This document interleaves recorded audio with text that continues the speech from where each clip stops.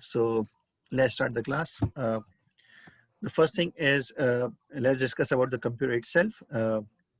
Whenever someone tells you about the computer, always remember computer is actually made up of two things. It is made up of one hardware, the other one is software. Software cannot do unless you have the hardware, and hardware cannot do unless you have the software installed in it. So these two things are actually combined together to make this wonderful machine in front of you. Uh, so let's start working with the hardware, like what the hardware is and what the software is. Anybody has idea like what is hardware and what is software? Maestra? Yeah. Oh yeah, hardware is basically like actual computer with all the components, like RAM and the motherboard and everything. And software is the actual software that's installed into the computer. Similar, the same thing. If you can touch something, that is hardware. If you cannot touch something, that is software. The example is if you can touch the screen, so screen is a hardware. So in the old days, when if you are sitting on the laptop, like if you're using the laptop, then it means the screen is the monitor or the screen of the older days. So of the computer or the PCs or the desktop. So once you touch it, touch the screen, it is a hardware. And when you touch the keyboard, it's a hardware. When you touch the mouse, it's a hardware.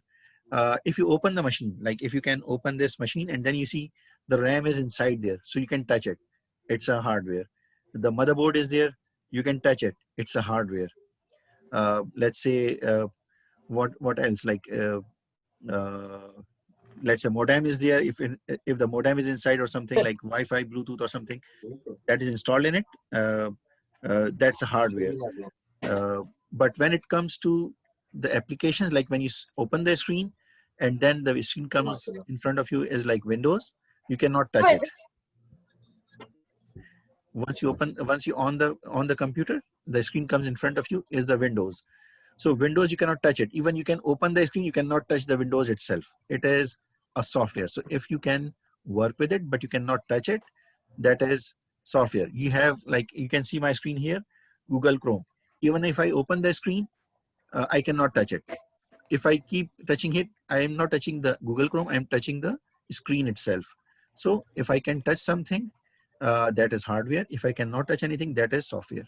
Because let's say if you take the example of this one, if I touch it, I'm not touching it, I'm touching the screen itself.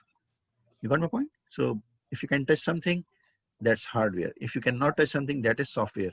So the next part, so let's discuss something about the hardware.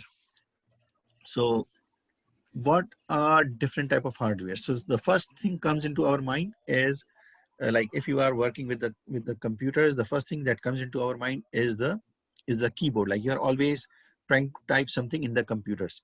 So what you are doing when you're typing, the thing's going inside the computer, right? So when it goes inside the computer, so it means you are talking to your computer. So when you are talking to your computer, that means you are inputting something. So the keyboard is the input devices. Mouse, when you are moving your mouse, you are trying to talk to computers. Like you are saying your computer to click this one, open this one using your mouse. So it means you are talking to your computer. So that's a input device. In the same way, when you are like right now, I am speaking. So so whatever I am speaking to you, my mic is taking it and like taking into the computer. So mic is the input device. For you, your speaker is working, that you can listen to me using your speakers. So it means listen is the output device. Why? Here the computer is talking to you. It's like whatever the information I am sending in, it's taking it as an input and then giving it to you as an output. So the speaker is the output device. Whatever we are inputting in the system, we can see it on the screen. So all the things that we can see in the screen, so screen is working as the output. So let's open one of the website, and then I'll show you more detail about the input and output devices. So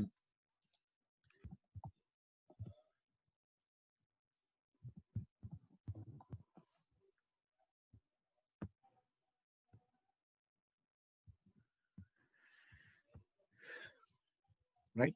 So when we are discussing about the input, so keyboard is an input device. Mouse is an input device. Why? You are sending the data inside the computer.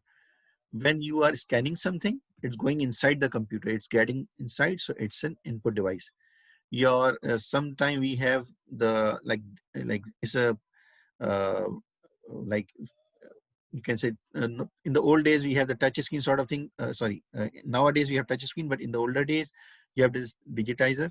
You are writing on it, or even when we are going to some DMV or somewhere, we are signing over it, and that screen, or let's we have the example of the credit card, we are signing over it, and the sign go inside the computer. So these type of things are called the input devices. You are taking the picture, like right now, when if you on the camera, the system will take your picture inside. So that picture, that camera will be the input device. Mic, I already told you that the mic is input device. In the older days, we have the trackball sort of thing, like people are rolling it to go left and right, like similar to the mouse. So that's also an input device, because you are trying to talk to the computers. So when you are communicating with the computer, these are called input devices. And when the system is communicating with you, like it is showing the answer on the display, so screen is the output device. When you are printing something, so printer is the output device. So let's see the examples of output devices. So just to give you an idea, that don't get overwhelmed with it, I'm just introducing you the computer. It is not part of MS Office. It is not part of QuickBook. It is just to show you how wonderful machine we are working with. And of course, if when you have this machine in your hands, I just want to introduce you so that you know what it is all about. Okay, so don't get overwhelmed. Like if you feel that it's getting difficult, just let me know. Then I'll just uh, like start talking to you about some simple things. But I just want to show you that there are a lot of things which is working behind. When we are working in the computers, there are a lot of things that are those are helping us to perform our job. So output device, let's say if you are sending the data, like using the projector or the screen. Why? Because they are showing you what is the answer, or whatever the display is. The same way, when you want to print something, the printer is the output device. These are different type of printers. And then this is also the screen, the speakers. So these are all output devices. Here is some modern devices. So let's see this one, I think. So you can see the projector is an output device. The printers are output devices. Speakers are output devices. Monitor or the screen is the output device. And nowadays people are using headphone, of course, similar to the speaker. So these are also output devices. So just remember, when you on the song in the computer and you start listening, so it means computer is talking to you. Why? Because whatever you click, system is trying to run it to, and you can hear it. So it means system is talking to you. When it is displaying, system is talking to you. The same thing, like when system is like playing it, you are listening, so system is talking to you. When you are viewing something on the screen, so projector is the one which is actually making you see it on the screen, so this is talking to you. And of course, whatever the system, whatever the computer has inside, it's printing it for you, so system is talking to you. So when you are talking to computer, it's input. When computer is talking to you, that is output devices. So this is another type of hardware. So what else is inside the computer? Just give me the idea. We have seen the input devices, output devices. What else? Anyone has idea?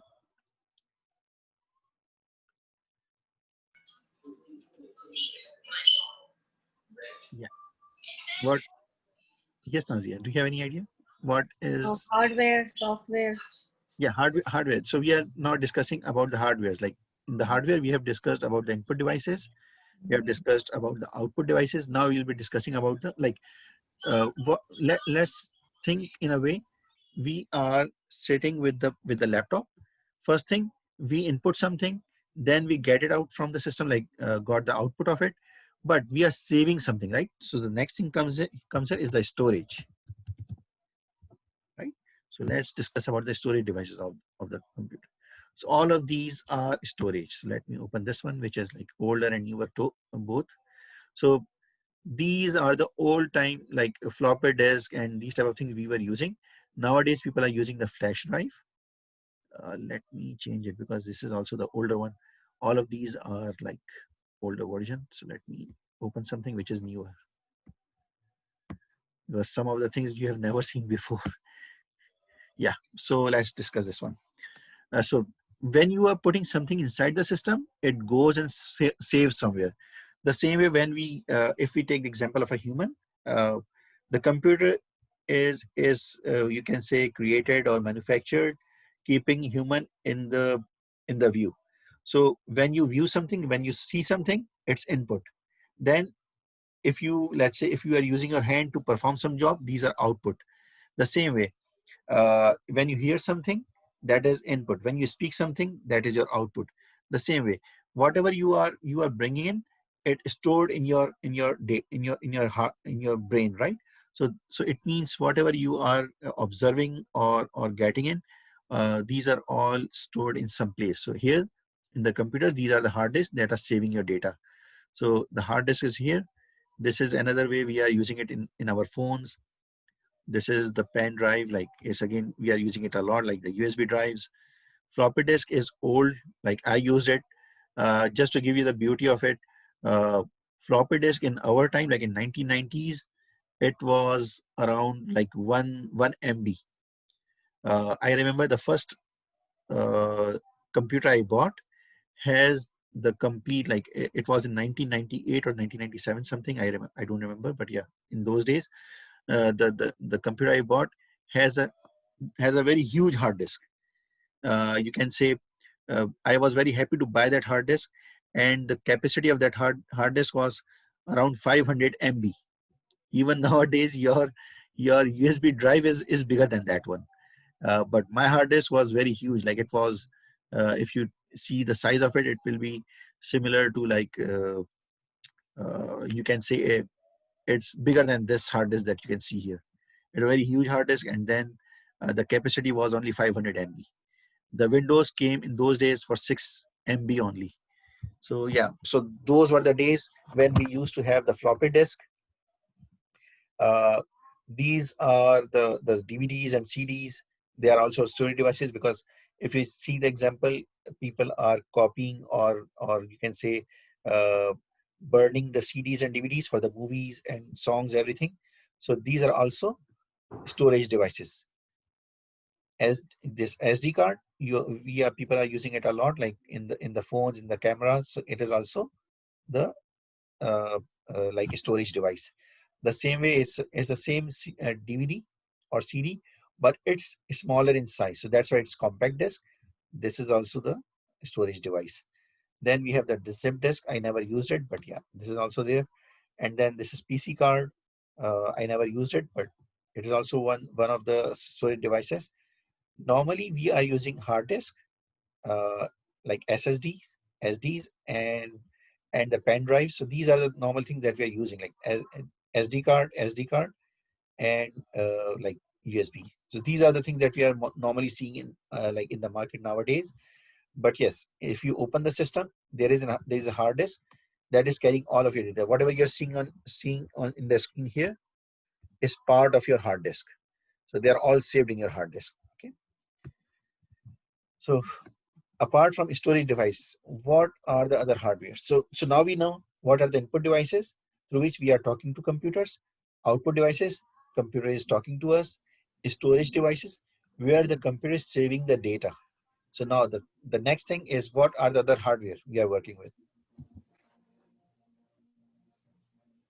Anyone got idea? How all the information is processed.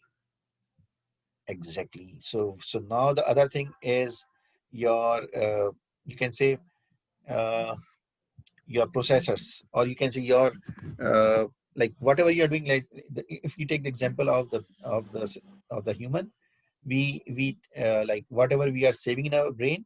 If someone tell you that we know that what 2 is look like and what 3 is look like, if someone tells you what is 2 plus 3, then you are doing something in your brain, right?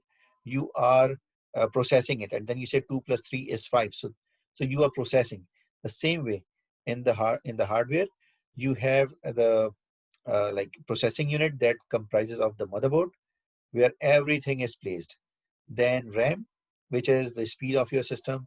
and then of course the processor itself, which is the brain of the entire machine. So let's discuss about the processing unit. Okay, so I'll show you. It comprises of three things, so we have to see these things separately.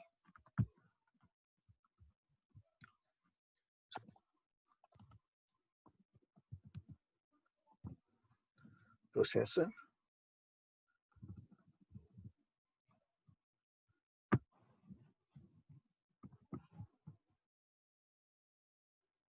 so these are the processors that are actually placed on your you can say motherboard.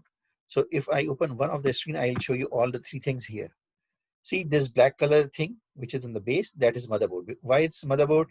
The same way when we are discussing, the mother is the one who's taking care of the family, who's taking the family together, right? The same way, this motherboard is keeping everything together. The processor is over it, the RAMs will be installed over it, your Wi-Fi will be here, it will be connecting to your camera, it will be connecting to your sound card, it will be connecting to everything. So it means the motherboard is the one that is taking care of every part of your computer. So that's why that is called motherboard.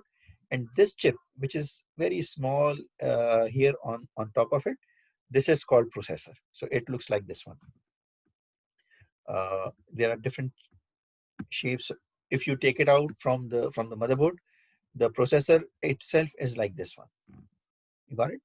So let me open any other picture, so maybe you will see some other information in here.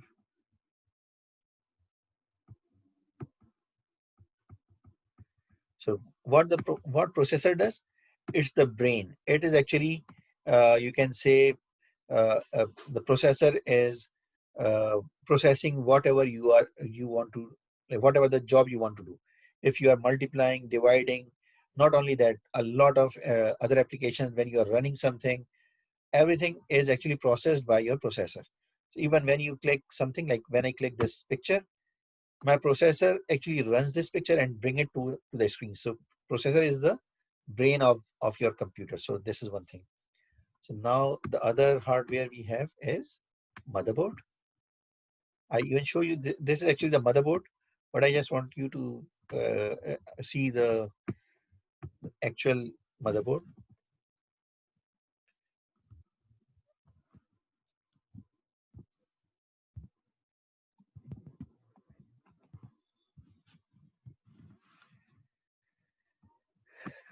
Yeah.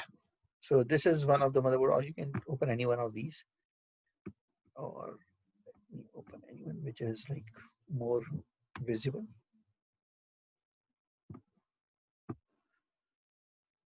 So you can see fan is there, processor is there, and then of course RAM will be installed here somewhere. I don't know. Yeah, here is the RAM place. So RAM's place is here. If you are buying something like a different type of cards or something, you can install it here. So this motherboard, you can see everything is actually like placed in this one. Even you can see here your hard disk or something. If there is any hard disk or something, you can install it here as well. So the quality is whatever is in your computer, it is ultimately attached to your motherboard. That's why it is called motherboard, because it is taking care of everyone. Like if you take computer different parts as the family, then motherboard is the one who is joining everyone together, right? So this is these are different pictures of motherboard that you can see here, right? So yeah, this is sort of gaming motherboard, so it's a little bit different, but yeah. And then we have this one. Yeah, it's a more clear picture, so you can see that these two slots are for the RAM. This is for the processor, and then yes, of course, I just want you to see how the machine looks like from inside. So this is the motherboard, and you are placing your processor over it, RAMs over it. So now let's take the picture of the RAMs.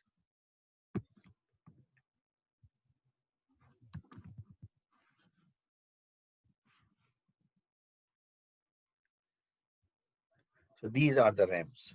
So you insert them. You see, it's already installed in the motherboard. So that's how these are like installed on the motherboard. So but in reality, they look like this one. Like if you want to see the RAM, they will look like this one. And so what we have learned, there are three things: motherboard, processor, and RAM. They join together to make the processing unit. So this is another important information about the motherboard itself, computer itself. What else? So what do you do with the computer?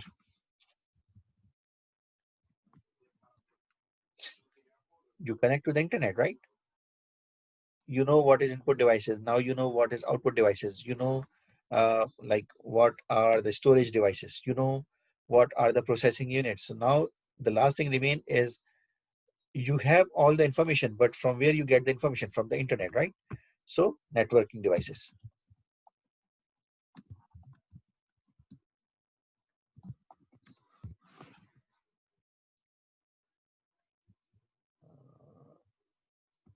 So you can open it.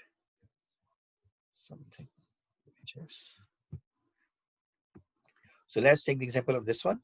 This is the card that you can install in your computer, and then you are connecting here as your uh, cables to connect to the internet. But these are the old-fashioned things.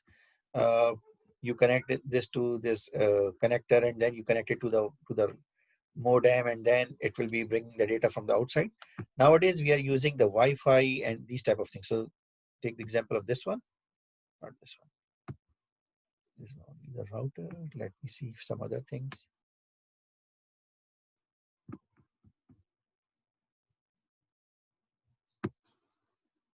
Yeah. So this is the more modern way.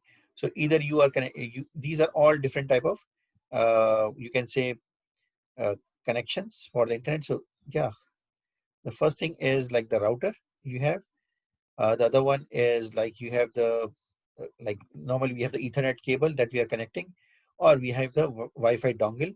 So these things we are connecting it to our you can say to connect to the internet. So this is Wi-Fi dongle. Nowadays it is already built in the system, so you don't have to use this one. In the older days when we don't have the Wi-Fi uh, built in our computers, we use this dongle to connect to the internet. Even today, when we are when someone is trying to use the you can say play with the gaming sort of thing, they are actually buying a special type of these Wi-Fi dongles that actually connect to their laptop or computer, not laptop, their gaming computers, and they are using it.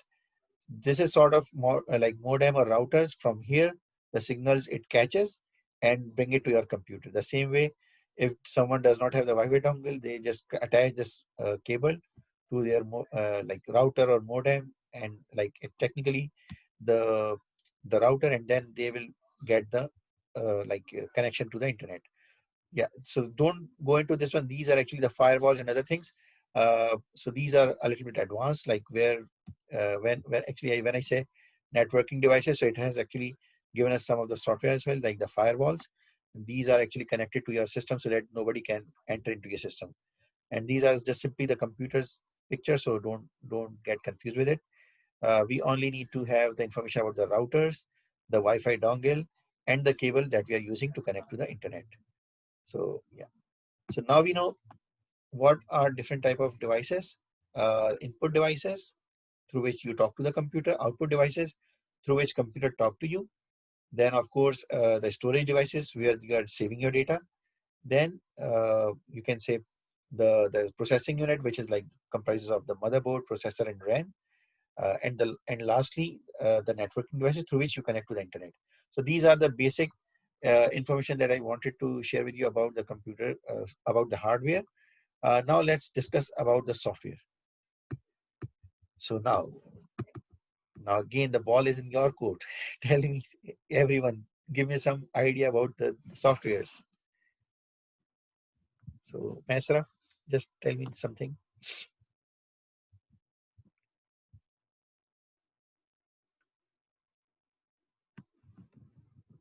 Mesra, Nazia, Esperanza, anyone? Just tell me something about software. Okay. So just to give you an idea, when you see, Sorry, uh, I'm sorry. So like software example could be like any like downloaded software. So like we download Firefox, Chrome, uh-huh, Microsoft Excel, all those PowerPoint, very and good, anything for like Pandora Music or Skype or whatever we download. very good. Sorry. So now, yeah, good. These are all the softwares.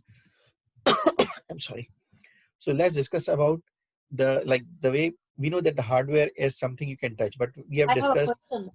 Yeah, please. The things we downloaded is this is called software. Which one? Sorry, what? The things we download, Uh-huh. this is called Our software. softwares.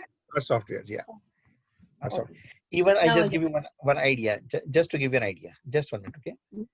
Oh, I attach a printer to my system, right?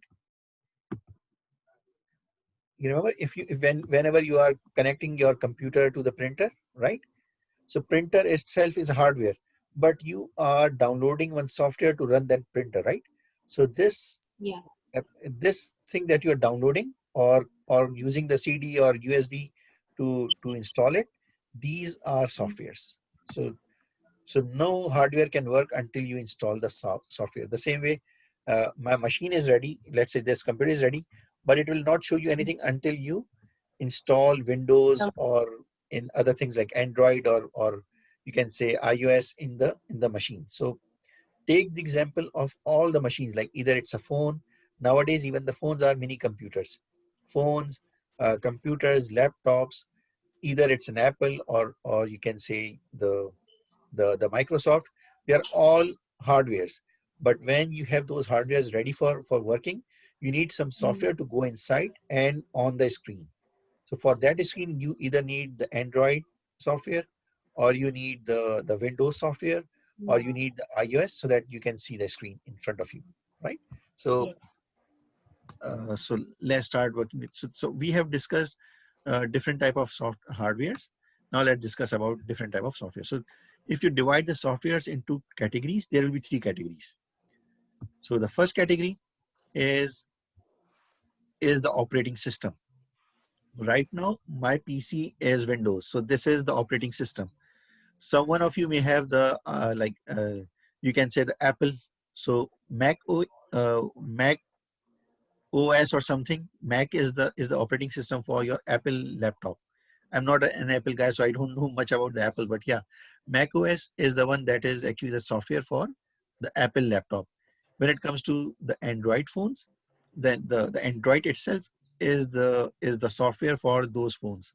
When it comes to the Apple phones, the iOS is the software the for the Apple phones. So when you open the screen and the screen, when you on the machine and the first screen comes in front of you like this one, this is your operating softwares. Like this is the screen of your operating software. So when you on your phone, it comes with a screen. That screen is the operating software screen.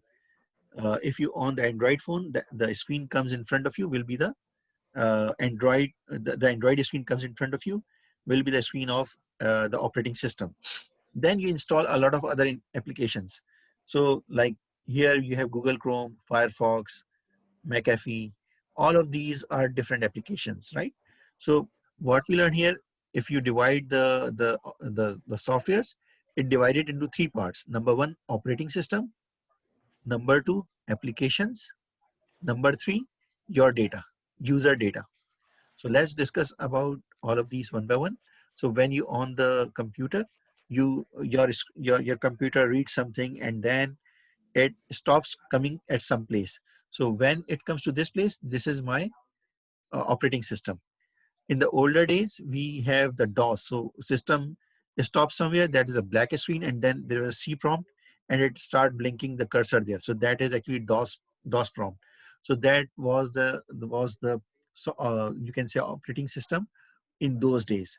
So this is what the operating system is all about. Like it is the one, it is a software that is running your machine.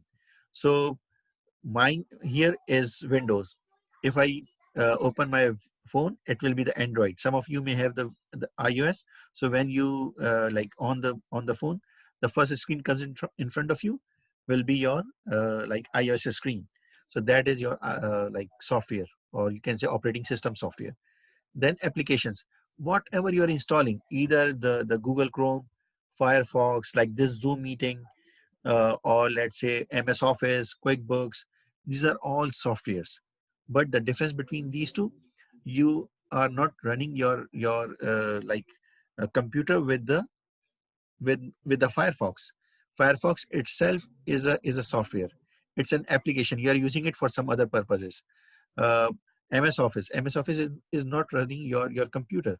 You are using MS Office to perform some jobs.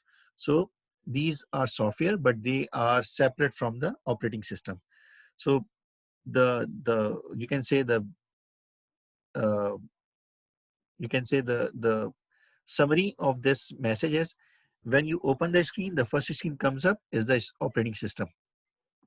But when you start working with any of these different applications, these are also operating system, but these are called applications. These are not operating system. Operating system is running your machine. These are applications. These are not running your machine. These are your applications, like you are working with. Again, don't get confused with it. It's just a little bit extra information just to give you an idea that you are working with a machine. So how this machine like performs, and of course you'll be getting this like a recording. So hopefully you will like if you feel that it's difficult, you can ignore it. But yeah, if you learn it, it will be helpful for you in the future. So now we know that the first part is all of it, like the operating system, then applications.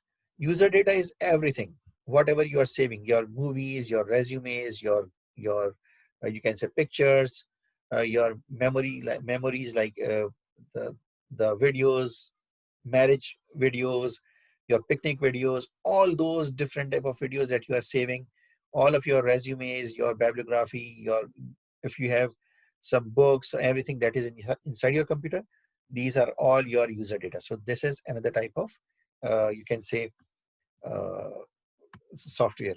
So let me show you the example of the third one, like the last one. So I show you, this is my operating system. So operating system itself is a software, but the name of this software is operating system. These are applications. These are also software, but the name of these softwares is called applications. The Microsoft Edge, Firefox, Google, McAfee, and all Zoom, all of these, MS Office, all of these are like softwares. Now let me tell you one more thing, which is the base personal data.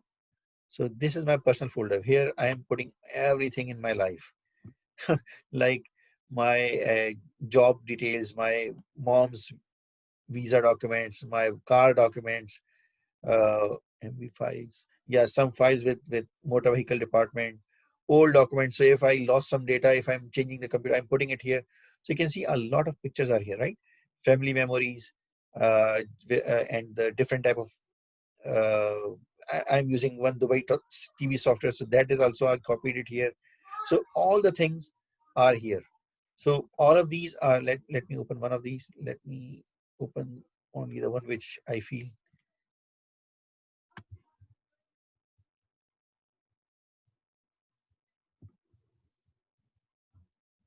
So let's open the scan document. So here you can see all of those certification or I have done before. I'm just putting it here. And then you can see all of my certificates. These are all my different certificates that I'm keeping it inside. So all of these are actually, you can say, my personal data, but those I cannot touch it. I can use it. Let's say if I open this one, any of these, let's say any of these certification, I just open it just to give you an idea. So once I open it, I can see it, right? So I can see my degrees, but I cannot touch it. So it's user data, uh, but of course, it's not software. Sorry, it's not hardware. Why? I cannot touch it. If I print it out, that printout will be the hard, like it will not remain in the computer, but that will be the hard copy of my certificate. But you can say that when it's in the computers, it is my software. It is my personal data. So user data that is inside your computer is also part of your software. So yeah, just 1 minute. So I'm keeping all the things inside my computer. So this is my personal folder. I'm just trying to give you the idea that all the information about you can see my bills, everything is here. So all the things that I have here are actually my data, my documents, my things, my pictures, and all of them are actually saved here.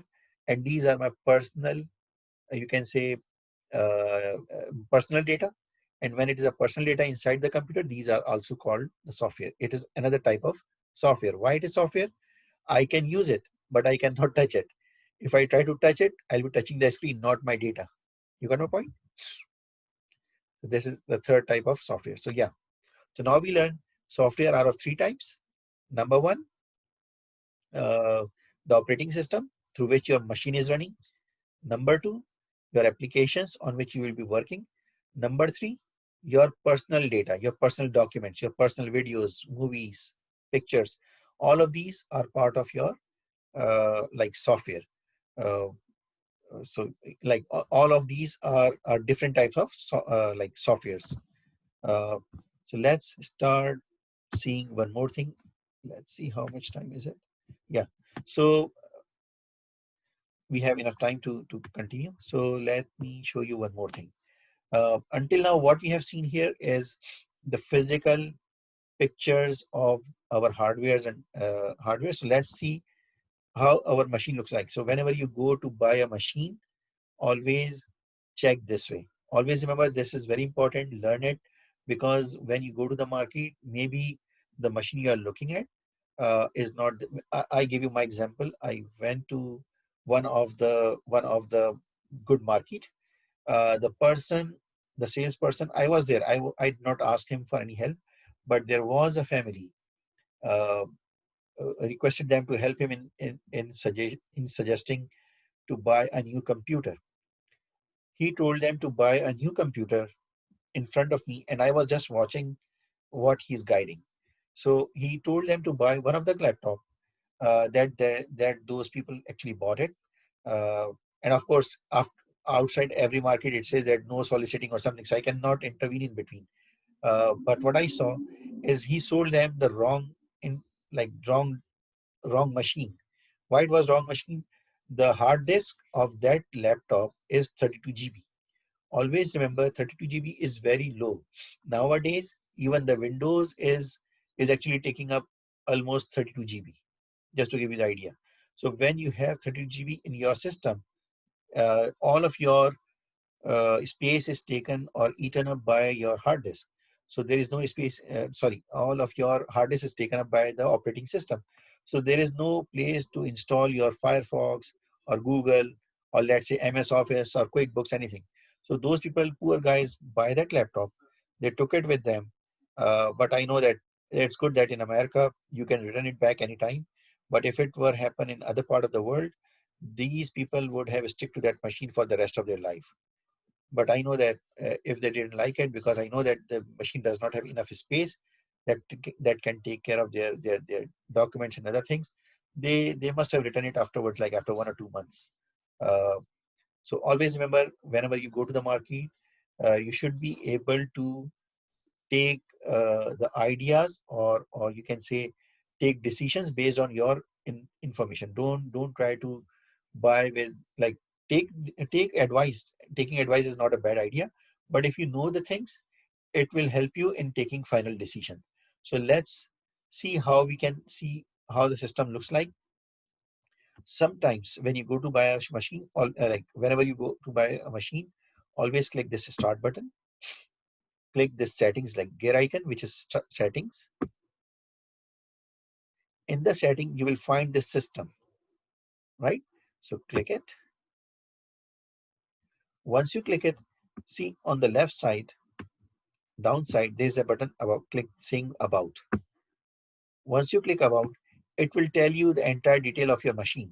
This machine is Intel i5. See this 8? This 8 shows that it is 8th generation i5. Nowadays in the market, 10th generation is already there. Yeah, but the only thing is, I am not using it for the gaming or something. So this 8th generation is more than enough for me. So if someone tries to sell you a laptop with, let's say, 12th generation, the difference between, I'm just giving the idea, the 12th generation Intel, let's say after 1 or 2, like after 6 months or something, we got another version of the system, which is like 12th generation. So when you see this 12th generation, uh, the price of that would be, let's say, $1,000, and you find this i5 for 8th generation, and the price of this one I'm just giving you the idea, uh, that if the price of this one is, let's say, $300 or $400. So this is the time that you have to take decision. You have to see whether you'll be using it for gaming or some other things, or you'll be using for your office work. For office work or for learning, this i5 for college or universities, i5 8th generation is more than enough. The newer version is only good for those who are very much into the gamings and other stuff. So why to spend, like why to pay the price for a gamer when you can use the same, like when you can pay less and get your things done.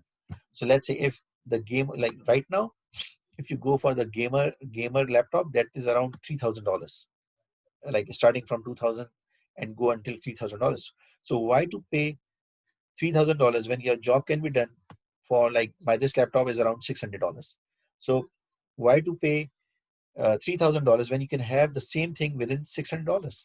So this is what we have to take decisions. So when you go to the market, always like when you are discussing from the experts, always make your mind that if he is guiding you in a way that you want it, or maybe he is giving you something, he's trying to sell you something which is expensive, but maybe you will not be using it for the lifetime.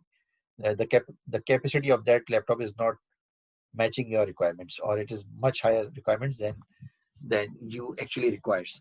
So because the more advanced features or more advanced laptop you'll be going to, it will be expensive, but you will not be using it for gaming. Or you will not be using it as a server, like for connecting a lot of computers or a very big office. So why to spend a lot of money just for nothing? So always see the processor size. i5 8th generation is more than enough for us. It launched, like, I think end of last year, and it will be good for almost next, I can feel that it will be good for the next 5-10 years. So this is one more thing. And then let's say if you are buying, like I just give you the example, once I bought it, after 2 or 3 months, the newer 10th generation comes up, but the price of 10th generation is expensive than this one. So if I can go and then exchange it, I have to pay extra price. But why I should pay extra when I can get my things done with the 8th generation things? So these are the type of decision that you can take when you are going to the market. The second thing is install RAM. 8 GB RAM is very good enough. Like you can work all the office jobs and everything.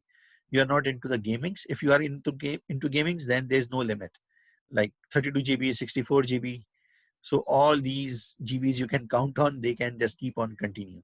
So, but when it comes to your office work, student life, this laptop with i5 8th generation, 8 GB RAM is fair enough for you. For like, it will be good for you. Here it tells you the type of Windows it is, when it was you can say like what type, which window is it? Is it the professional one or the home Windows? And then of course when it was installed or something. So all of these informations are here. You can see it. And then you can go for the storage. So right now we have seen about the about. In the about, you see the machine details like processor, RAM, and then the storage, which is very important. You want to make sure that how much space you have. So here you can see I have a hard disk of 240 GB. That is more than enough because almost 6-7 months I have been using it or more, and I still have almost more than half of the space available. So you can see that it's not that I don't need some other extra bigger hard disk, because the bigger the hard disk, you'll be into the more, you will be paying more price. And one more thing, you should not pay extra but you should not compromise in the quality. So when it comes to the hard disk, nowadays SSD is the best one. So if you see two laptops, one is with the hard disk, the other one is the SSD, go with the SSD. Why? Because SSD is 10 times faster than the regular hard disk. So if you see my hard disk, it is actually the SSD. So that is actually, you can say, uh, uh, what's it called? That will help the speed of, like, it's not only like storing your data, but also if you buy the hard disk, it will also keep running your applications faster. So yeah. Then, so now we have learned something about the computers. The next part we will be starting, like, let's take a 10 minutes break, and now we'll be starting with the software installed in the computer. Okay. So I'm just, I don't know if I can stop this one. I don't know if I can pause recording. Yeah. So I am pausing the recording so that once we join, I'll start the recording again. Okay. So we'll take a break and we'll be coming back at around 7:32. Yeah. So let's discuss about the Hertz first. Again, starting from 0 all the way here, coming back and then going down and then come back to 1. This entire cycle is starting from 0 until 1 in 1 second is called Hertz. So let's take the example of this one. So if I complete this one from here and then come back and then come down, so I completed 2 cycles, one from here, and then I completed another cycle here, or if I make a line in between, so it will look like this one, starting from here and then coming back here, or starting from here and then coming back here. So this 180 degrees, or you can say, if I make it together, like if I fold this one, the half of it towards left, then it will become sort of circle, right?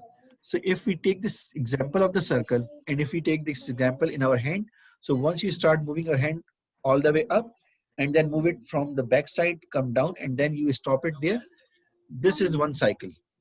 This one cycle in 1 second is called Hertz. So it means if you move your hand up and then all the way back and then come back to the 0 point from where you started, like from your feet or you're near to the knee. So that place when your hands comes down, that will be one cycle. So if you do it in 1 second, that is called Hertz. So let's see our machine. So machine says 1.6 gigahertz. So what is giga? Let's see here. Let's open any of the numbers so I can show you what it is. Or let me show you here. It's easier instead of putting myself. 1 giga. So it will tell you how much.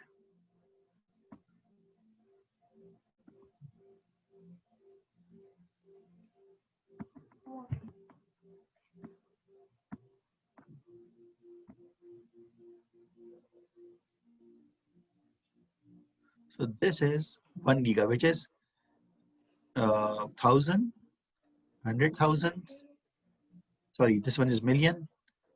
This is like from here it starts 1,000, 100,000, million, 100 millions, billion. So you can see 1 billion. Giga is equal to 1 billion, right? So if it is in billions, my machine says 1.6 giga. It means 1,600,000,000. So if someone is completing this cycle the way I show you, moving your hand from your knee, moving all the way up and then come back down towards your knee. So this one cycle, if someone can do this movement 1,600,000,000 times, that will be equal to, or in 1 second, then it is equal to 1.6 gigahertz. So this is the speed of our machine. Like you can see the beauty. Whenever we go to the computer shop or somewhere, we say, give me a computer of 1 gigahertz or something like this. We don't realize what we are asking for. So you can see it when we are saying 1.6 gigahertz, it means my machine is moving with a speed of 1,600,000,000 times in 1 second. So this is the speed of this machine, and my machine is not that fast. Like it's a regular machine.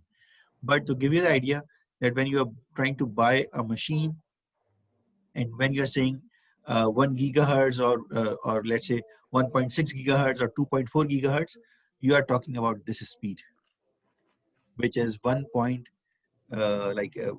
billion or more than 1 billion times rotation in 1 second. So this is the what's it called? You can say the speed of the machine. So this is I always tell my student that respect this machine. Why? Because you cannot even circulate your hands one time in 1 second. Even you try, it will always be more than 1 second. How fast you can move it, it will always come more than 1 second. This machine is processing 1,600,000,000 times in 1 second. So respect this machine. Okay, so let's start working with another thing about this machine. So whenever you are like this from this system, you are trying to see what are the what are the details about this machine. So next part is the devices. If you buy any new scanner, laptop, or you can say a new camera or something that you want to attach to this one, you have to attach it using this screen. So let's say if I buy a new printer, I'll be clicking it, and then I'll be adding a printer from here. So whenever you're trying to add something in your PC, you always go to this printers and this one devices screen, and then you can try to install whatever the device you want to attach to your computers. You can also link your PC to your Android phone or iPhone. If you want to check something about the internet, this is the place, network and internet. And here you can see that you are connected. If there is any problem, it will show you here that it is not connected. Either it's a problem between you and the modem or router, or it is a problem between your router and the internet itself. So it will show you your network status. Then you can make some personalization, like your mouse speed or something. You can do a lot of things from here, like your screen and all those sort of stuff. So this is another thing that you can work with. Then you have applications. Whatever the applications you are installing will be coming here. So you see all the applications that you have installed in your PC are in here. So you can just drag it down, and then you'll see a lot of applications installed. Again, this is not Windows. These are all applications. So we know that there are software. One is the operating system. The others are applications. So this is the place for your applications, not the Windows. These are all your applications. Then accounts. If you are using your email account or something, you can update it from here. Of course, whenever you're buying a laptop, laptop or computer, you're always creating an account, and that is actually automatically comes here. You can also create some of the accounts for your guest or something. That is also you can do from here. If you want, we can learn it during the class, but right now I'm just giving you the overview about the machine. Here you can set your time and language. Always remember, sometimes you don't want to show your people. Like, I'll not be doing it after some time because I will be away, but I'll be taking classes. I'll be giving classes, but I don't want to show the people that where am I. So I can change my region from here.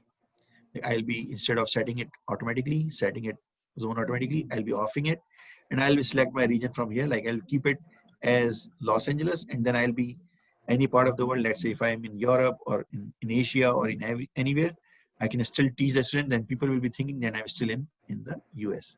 So another part. And then you have, if you want to attach any gaming sort of thing, then you can attach. Sometimes people some people want to make something like the screens size alphabets or something like on your desktop. You want to make it bigger, you can use it using this screen. So this is again customizing your desktop font size and everything. Here is the button which is like search For files or something, again, you have this button already on the desktop, so you can search it from here as well. If you want to keep your camera and microphone off, you can do it from here.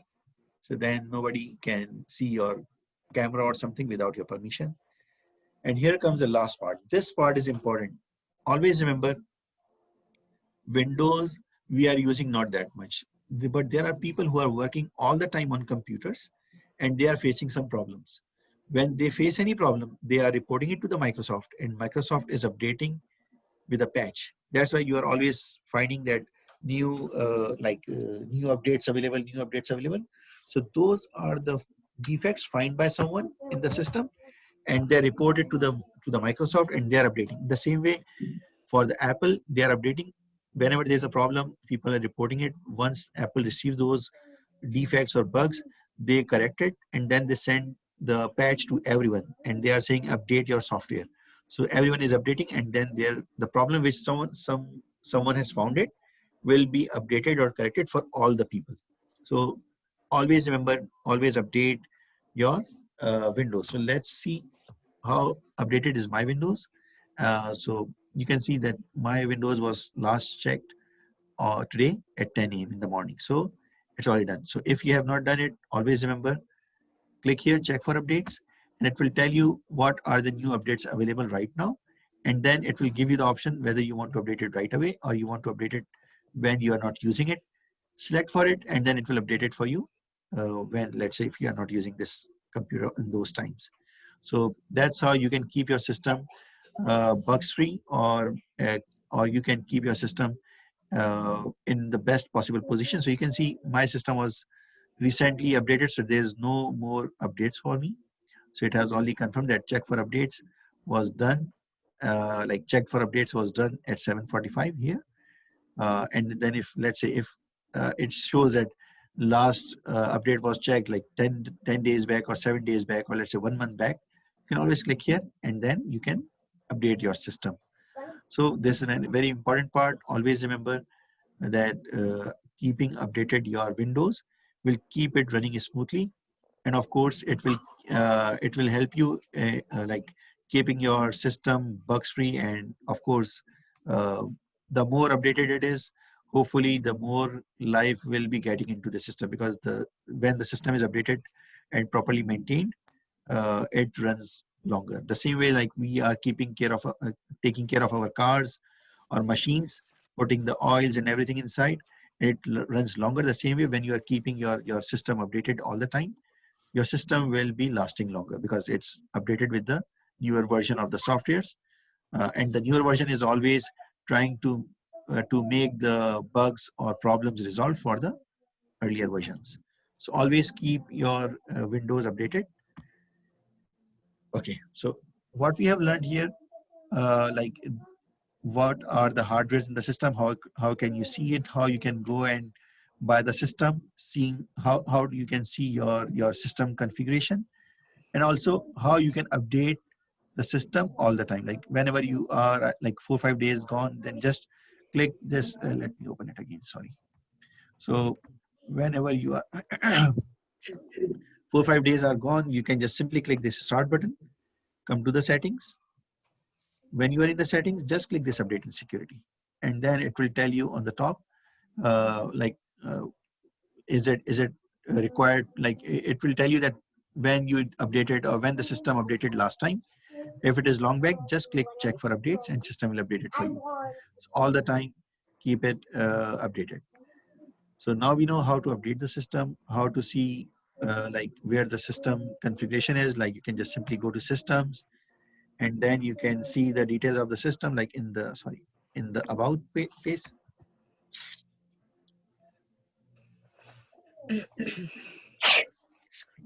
Sorry.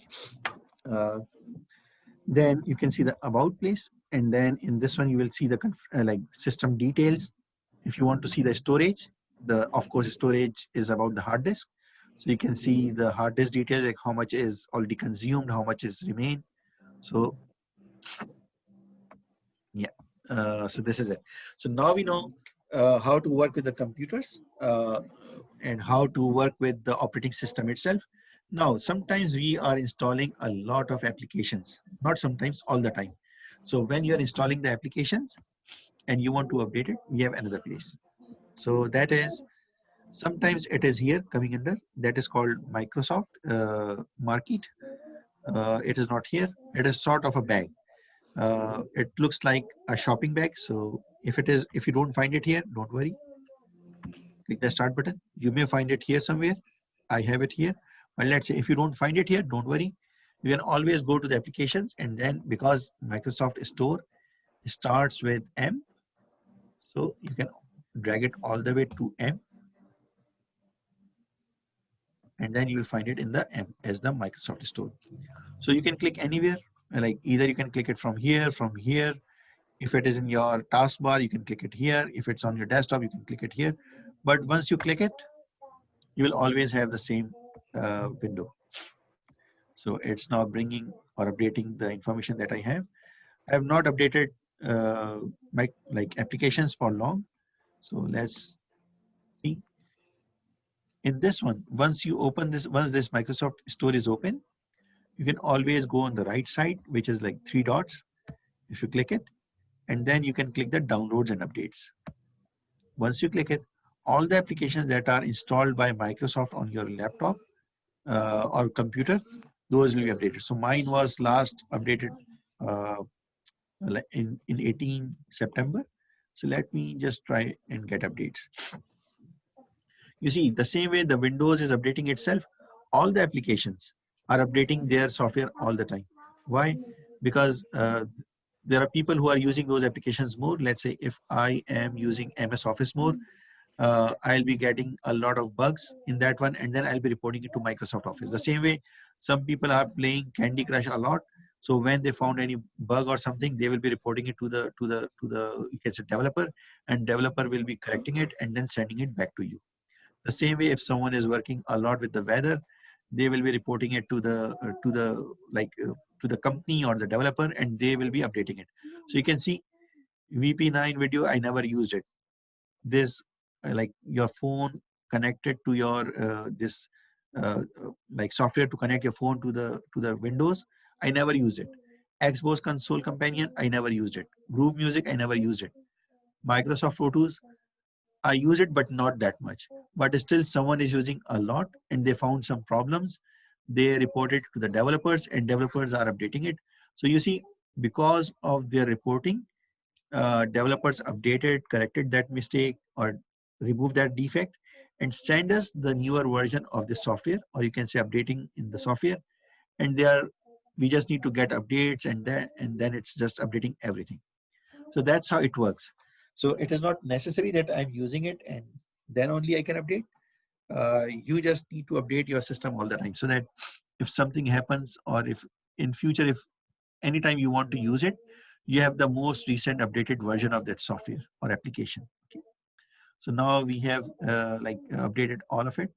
Like as soon as it's updated, it will tell us that when it was last modified, and we have just recently updated this one. So that's it. We are good with the application. Just close it. That's it. So now we know how to update the Windows. Windows will be updated from the settings. Applications will be updated using the Microsoft Store, which is available inside the applications, or you can say inside the applications like tools, or you can have it here or anywhere, depends where you have placed it. So until now, if everything is good, I can move forward. Otherwise, if you have any question, you can ask me. Like we are almost finished with the basic introduction of the computers, or basic introduction of the softwares, hardware. So we are just almost done.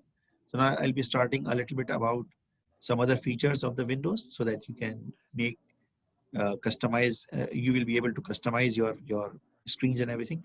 So I'll be moving towards that. So if you have any question, you can ask me. Otherwise, I'll just move forward. Yeah.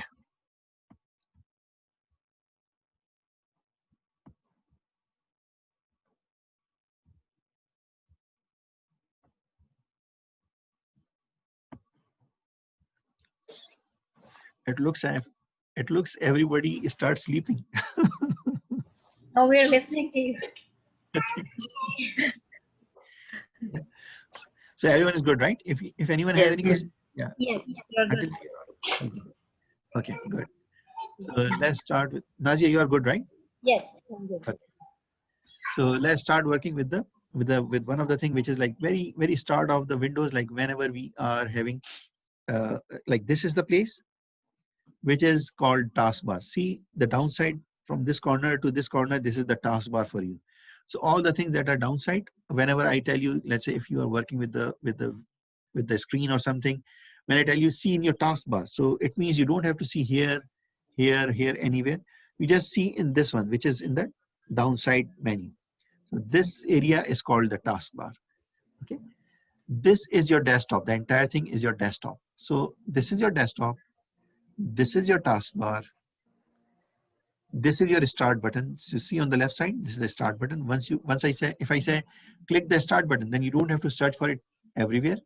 This is the start button, which is like Windows style start is there, right? Once you click it,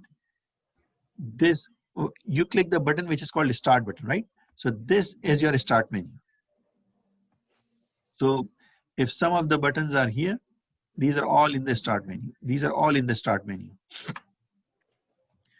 Let's say I don't have this calculator. I have it already. I don't have this camera in the start menu.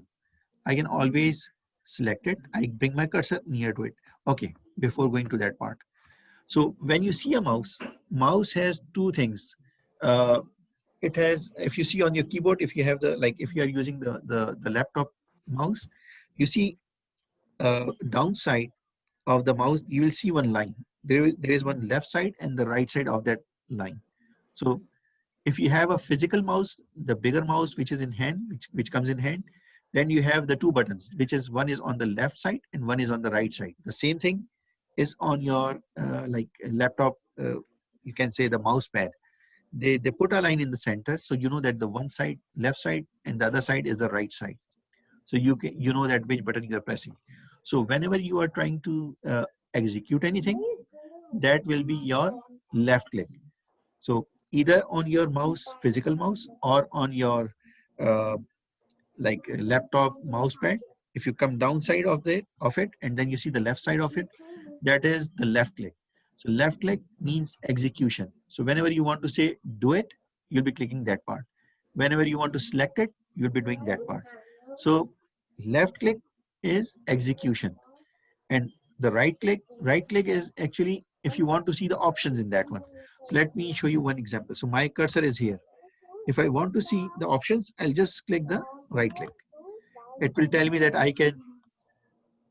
it will tell me that on this screen I have these options, right? If I open this one, so if I right click, see it says, do you want to open page in a new tab? So every screen has different options available, and right click will tell me what are the options available for that screen. Let's say if I'm working with this Excel sheet and my cursor is here, if I right click, it will tell me what I can do with this one. So if let's say if I want to insert something or cut something, I'll be just clicking the left one. That's it. So two options in the mouse, one is the right click, the other one is the left click. Left click is for execution, right click to see if there is any, what are the options available for that specific screen. Okay, let me close it. Don't save. Yeah, so now we have done until here. So let's start with the start button. So click it. Once you open it, you see you have all the applications on the left side. But some of the applications you are using a lot of time, and then you don't want to go all the time inside the applications and search for it. Let's say I have an application which is at the very bottom. Let's say this is Xbox console, let's say, right? So if I'm playing a lot of time the Xbox console or something, or let's say if I'm working a lot with the Word, and then all the time I have to, whenever I want to work with the Word, I'll be always clicking this one, then I'll go here, I'll be scrolling it down. Oh, I'm sorry. All the way until W, and then I'll be clicking it. So you see, in this one time, I spent almost 5 to 10 seconds to search for this word. And the same way, if you are looking for Xbox console or something, you'll be spending 10 seconds for each time you're opening it. And of course, this 10 seconds for one time in a day is not a problem. But if you are working a lot on the same one, it is eating up your time, like all the way trying to search for it, open it, and then, so it's eating up your time. So all that, so what you can do, the items that you're using more, the applications that you're using more, you can move those applications either on the desktop or on your taskbar or in your start menu. So let me show you how to do it. So let's say if I want weather, I think weather is already there. So let me bring something else. So let me bring Paint 3D. Yeah, so it is not there. So if I want to bring this Paint 3D on the right side, I will just bring my cursor here. I have not clicked anything, but you can see the color of my display is changed. So now I want to see what are the options available. I want to use one of the options, that is, I want to make it available on my desktop or any other place. So I'll be selecting with the right click. It says, what do you want to do? You want to pin to start, like my pin to start menu here, or you want to pin to taskbar, like which is here, or you can just also once it is here or somewhere, we can also put it on the desktop. That I'll show you later. So yeah, so if you want to pin to start, you can just click it. That's it. And now you see it is here. If you bring something here, it doesn't mean that it is here for forever. You can always remove it from here as well. So how you can do it? Can you Right. show me one more time, please? So let's say if I want to bring this Paint 3D on my start menu, I can simply bring my cursor over the Paint 3D or whatever I want to bring in. I'll be clicking the right click of the mouse, and then it will give me the options. So in the options, it says pin to start. I click it, and then it will bring it here. Let's say if I want to bring it somewhere else. So let's say I want to bring it to the taskbar, which is like downside here. I'll be clicking here, pin to taskbar. And then you see, I have it here. Got it? So it is our choice where we want to keep it. So let's say I don't want on my start menu. So let me open it again to show you that it is there. I don't want this Paint 3D because I'm not using it much. It is not like, so it means if I bring something, it doesn't mean that it will remain there for forever. I can change it whenever I want. So I don't want it anymore. I just bring my cursor over it, click the right click, and then I can just simply say unpin. That's it. It's gone. The same way, if I don't want it on the desktop, like on the taskbar, I can just simply right click, and then it will tell me, what do you want? Unpin from taskbar. Pin to taskbar means bring it there, place it there. Unpin means remove it from there. So I want to remove it from taskbar. That's it. It's gone. Right. So now we learn how to bring the applications that we are using more on the taskbar or on the start menu. So until now, everyone is fine, or like you want me to show it one more time? Like, is it okay? Because Yeah, now I'm is okay. yeah, okay. So now is the time that I have to share your screens, and then because now we have started working. So from now on, I'll be whatever I'm teaching you. Like previously, I was just showing you all the things. Right now, we start working with the computers. So I'll be like sharing a screen one by one, all of you, so that we can see whatever we have learned are okay with you guys. So let's start with Esperanza. Yeah, show me Yes. share your screen. So how you can share your screen? You see on the downside, there will be a button which see near to the taskbar. When you bring your cursor to near to the taskbar, one small you can say menu will come up that will tell you your voice, picture, and then there will be one share button. So click that one. In the share one, on the very left corner on the top, you will find one button, share screen. Click that one.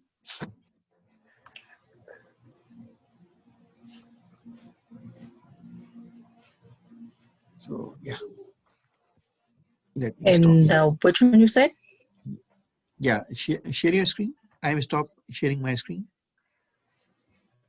In which corner you said it was?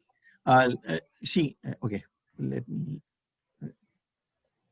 share my screen. Oh, okay, got it. You got it? Uh-huh. Okay.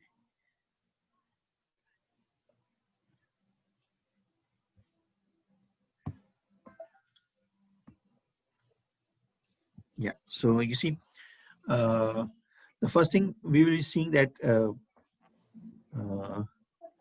So let's start working with your how you can uh, like how you can see where to update the system. So first, show me from where you will be updating your Windows. From where?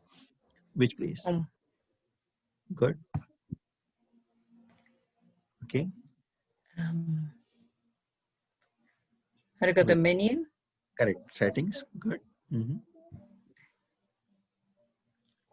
Then I go to systems. Okay.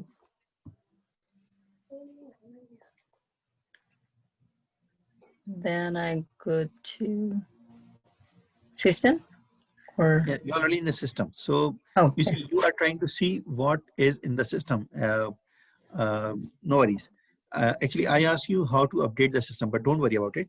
Just scroll down. So first, show me how you can see where the system is. Like system details are there. So keep going down. Keep going down. okay. See on the right side, there's a scroll bar. Yeah, click it. Click about. Right. So you can see your system. And you can see that your system is also i5, and it's Uh-huh. right. So it is Yeah. the newer version what I show you in mine, right? So Yeah. your system is like newer version, 10th generation, and it has 8 GB RAM. So your system is good. Just click the storage and then see how much storage you have. Go down, Okay. go up, up, up, up, a little bit up. One more time. Yeah, that's it. So all the things in the Right system, here. yeah, all the things in the system is in alphabetical order. So if you ever try to search for it, just go with the alphabetical order. Yeah. So S, click it. So again, you see your hard disk is around 240 GB as well. Like it's 240 GB. So just to give you an idea, the hard disk is 240 GB. 2 GB is kept by the system for the system. You like whenever you are running something, the processor or your Windows is actually keeping some of the files safe to recover in case of any problem. So those 2 GB are separated by the system.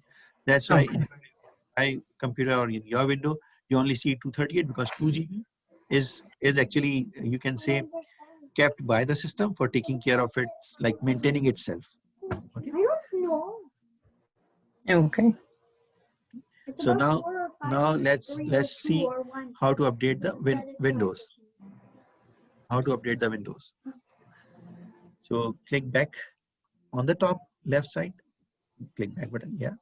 And then see very last thing is the update and security. Yeah, this is update and security shows the how to update, right? Yeah. See how many updates you have. Yeah, so your system is pending install for a lot of updates. So don't do it right now, otherwise your Yeah. class will, okay. Once it's finished, if you keep going down, like come to the right side, right, and then yeah, see how many. Oh yeah. So as soon as the class finishes, just click install now, and then it will update all of these updates in the system, right? So Okay. this is how you update your Windows. Close it.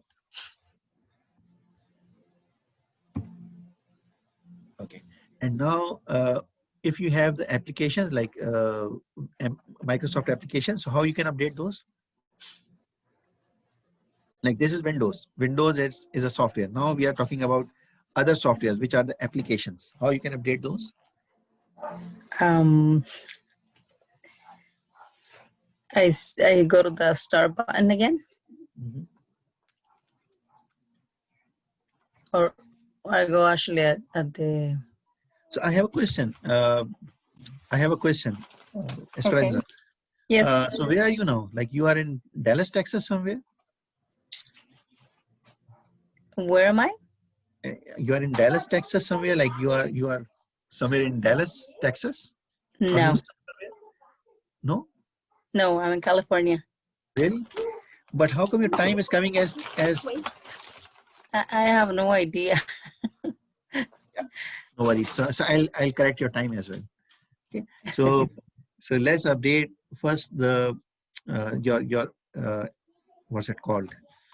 Microsoft Store. So go to the Microsoft Store. How can you go there? Good. Very good. Maximize it. So there is a button which is in the center, like yeah, square shape. This is the maximize button. Yeah. And then see on the right side, three dots. This is the place where three dots. This is the place See more? where Yeah. all of click it. Downloads and updates. Oh, yeah. Right. I click on it. Yeah. And then you see you have updated some of the things. Yeah. Click get updates.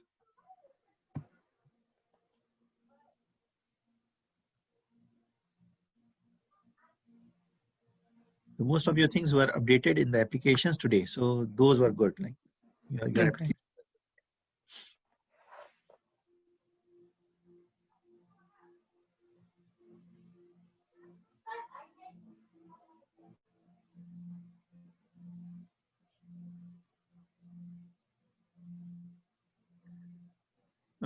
Yeah. Yeah, it's taking a long time. Yeah. So just to give you an idea that sometimes it takes time. So let's correct your date. Okay. So minimize it. How you can minimize it? The minus sign is minimize. Yeah. Yeah. Minimize it. Go to settings. Go to settings and then we set the settings. Yeah. Settings. The same gear icon. Yeah. Right. And then you see a time and language. Just if you go one by one, you'll find it. Yeah. Right. And then you see it says set time zone automatically. Make it on. Go up, up, up, up, up. You see there is one thing is off. Oh, this one? Yeah, on it. See what is the time now? It's 9.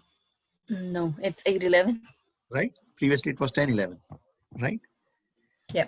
That's why I ask you that why your time is 10, because I know that it's the Dallas time almost. Right. Now your time is correct. So just close it. That's it. And then open this Microsoft Store.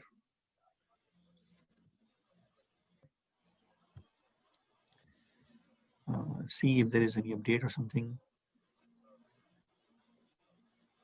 Go right. Downloads and updates. Yeah, the first one.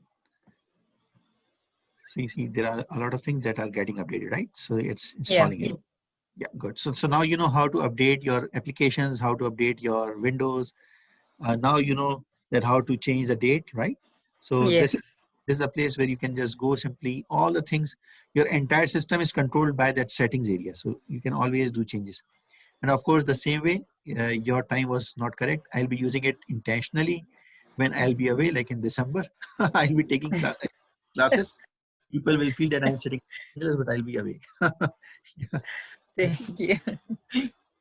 So now let's see. Now we have to see who's Maestra. Can you please share your screen? Esperanza, you have to unshare your screen. So you will be having an option like in the sharing. Stop share. Stop sharing. Yeah. So now you know, right? You have checked that you can do all of these things. Yeah. So Maestra will be doing the. I think I just did. So, yeah. So first, show me how to like update your system, like for the Windows.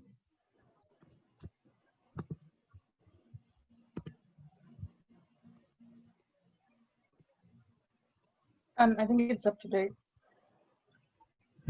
So check for updates.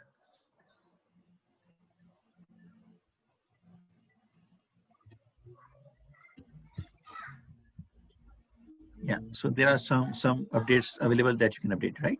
Right. So that's fine. And then how you can update the applications.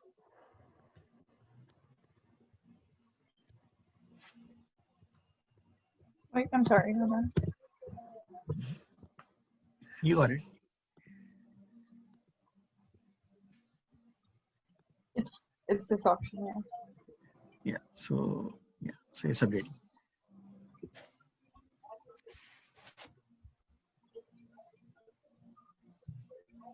So yeah, there are some updates available for this one as well, right? So that will be updated. So let's say if you want to create, or you can say if you want to bring some like applications on your taskbar or on your uh, like start menu, how you can bring it? I usually don't use Microsoft. I have a MacBook, so I kind of know, but I don't know too much. I generally use Mac, but you could just drag everything down.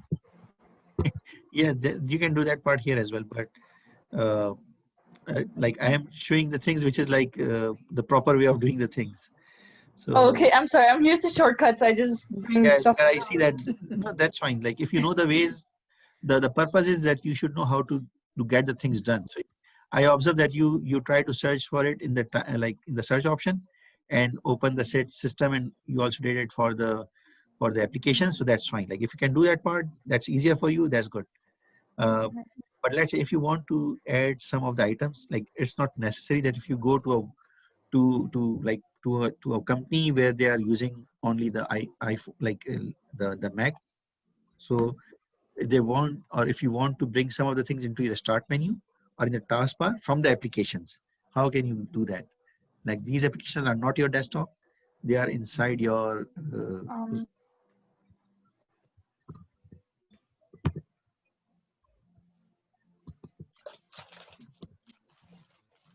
I'm not too sure, but let me try. Okay, no worries. I'll show you. Just don't do it. I'll show you. So click the start menu, start button. Click the start button. The start button is the left corner, which is and then you see. Wait again. And then go towards left. You see there's a bar or a scroll bar between. You're going too fast. Oh, sorry. There's so let's say if you want to bring this sound control, the audio control on your menu, see on the left side, bang and also. One minute. You're good. Just don't go to the settings right now. We are working with the applications, right? So let's say if you want to bring this bang and also audio control on your taskbar, how can you do that?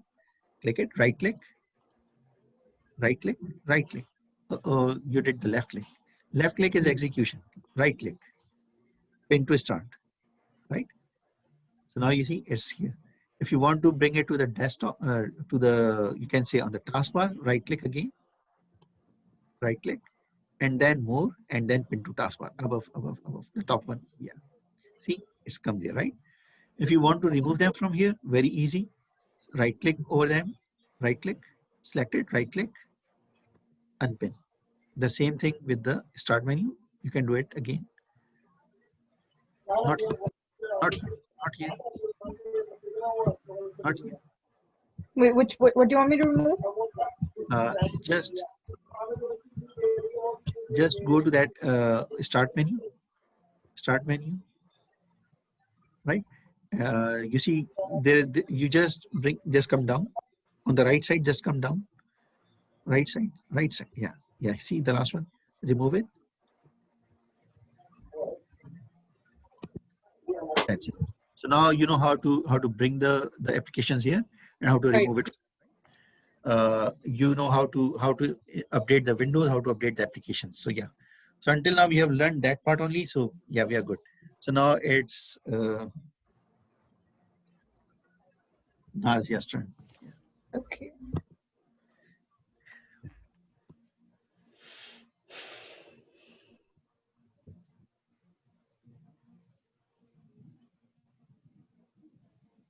What should I do now?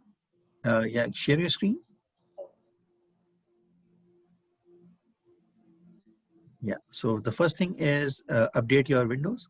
See, your downside is quite big. Like you want to make it smaller. See, the down taskbar is quite. Yeah.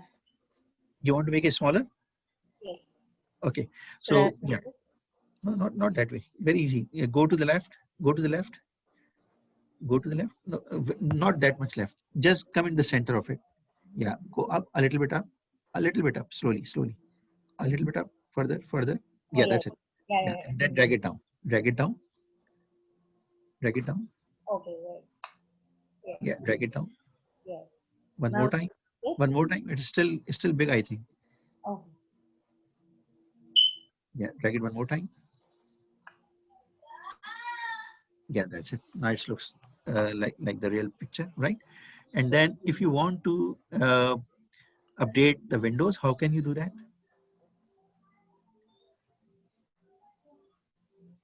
Good. Very good. Click it. Yeah. I think you show me something else and then, yeah, that's fine. And then you see there are some, it was pending download. So yeah, there are something which is like you updated it, like you try to update it in the morning, system try to update it in the morning, but the download is not yet started or it's still pending. So you can start downloading and updating it after the class. Otherwise, I don't want you to like lose the class. Otherwise, maybe the system get restart or something, right? So yeah, you can do it later on. Click the okay. The next thing is if you want to see what are the details of your PC, from where you can see like your system speed and everything. Speed and everything? Okay, wait.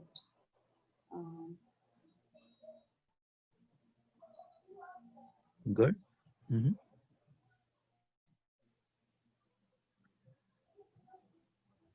Very good.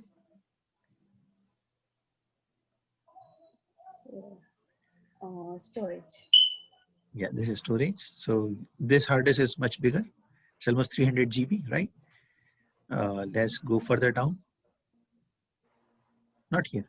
See on between the blue and the white, there's one small bar. So you need to drag it down. Yeah. Not here. I cannot see your cursor actually. Yeah. Keep going downside. Not this one. This is in the right corner, right? Yeah. There's a cursor in between. Yeah, here it is. Yeah. Drag it down.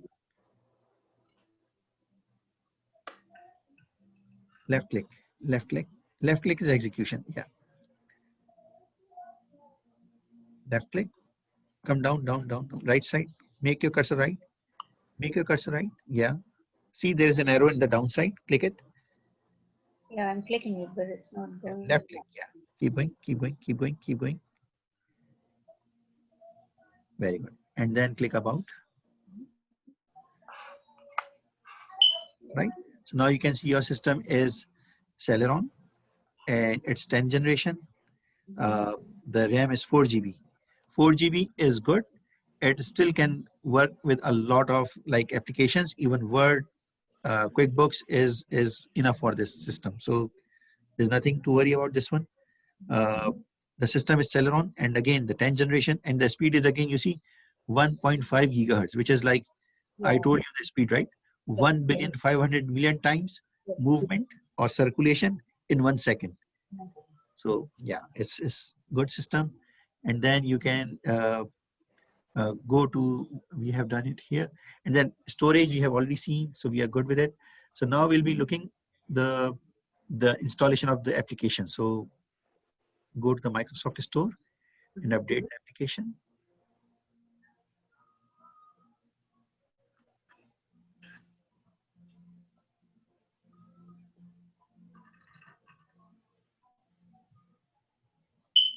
Not here, not here. See, there is a on the right side. Yeah, this is the one. Just drag it down. So if you want, you can also like put your cursor mouse on this bar, small bar, and no, the same thing. Okay, you got it already.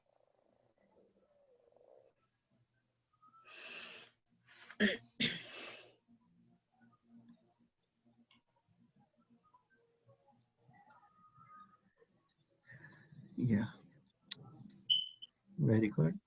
3 lines, 3 dots. Yeah.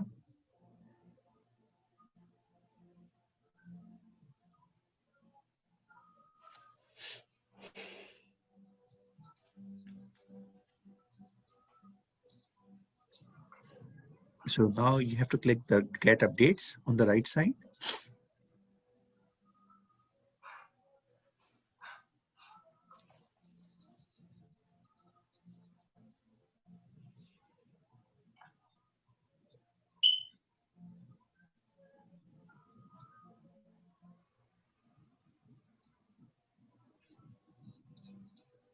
Taking long. Yeah, it means it's but I can see it was updated recently.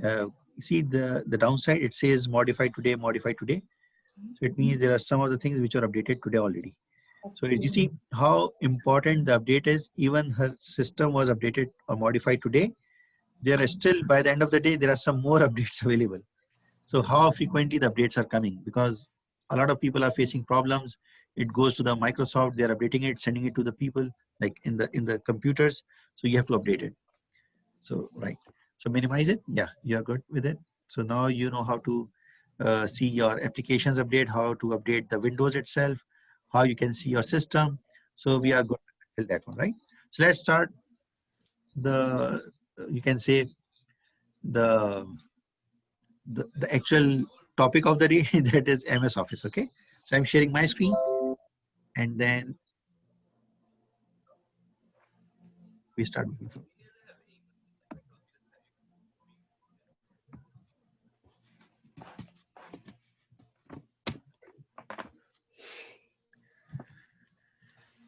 Okay, so all of you can see my screen, right? Yes. Okay, good. So let's start working with the first exercise. I'll be sending you the exercise for practicing at home as well. But because it's today is the first class, so most of like I'll be start sending you homework from the very next class, because today is just the introduction. So there is nothing to do at home for today. But yeah, once we start working from the next class, which will be on 24th, then of course you will learn something to practice on. So from there onward you'll be getting some homework to work with it. I suggest just to work with me, keep practicing, uh, so by the end of the class you will be more comfortable with Microsoft Word. Okay, so let's start with the Microsoft Word. I always start with the Microsoft Word. I don't know why but yeah. So let's start here. So let's learn some of the things which is like of course uh, before I start using any application, if you know to how to play with those things, it would be much easier for you. So let's start playing with the first thing, which is starting from this corner file. If you go all the way towards the right corner, come down, and then if you go towards the left corner and go up, so it become a thin rectangle, right? This thin rectangle is called ribbon. So the name of this entire area all the way until this corner, then this corner, and then all the way towards left, and then coming up until file. So this entire thin rectangle shape is called ribbon. So all the ribbons have tabs. So this file is a tab, this home is a tab, insert is a tab, draw is a tab, design is a tab. You might not have that draw or something, I'll be telling you later on. Layout is a tab, references is a tab. So these are all tabs that are on the top, like on like these are the headings. All these headings are actually called tabs. Each tab has groups. Like clipboard is a group, it's a group name. All the things inside this one, all the buttons inside this one are part of clipboard group. All the buttons inside this one are part of font group. All the buttons inside this one are part of paragraph. All the buttons inside this one are part of styles. The same way in the insert tab, all the buttons here are part of pages. All the tables, all the styles here is under the group tables. All the things, all the buttons here are illustrations. So what we learned, all of these, like the ribbon has tabs, tabs has groups, and groups has some buttons, right? These buttons are called commands. So let's say if you see B, B is a command. It says to make the thing bold. I is a command. So if you want to make something italics, you will be pushing this button to make the thing italicized.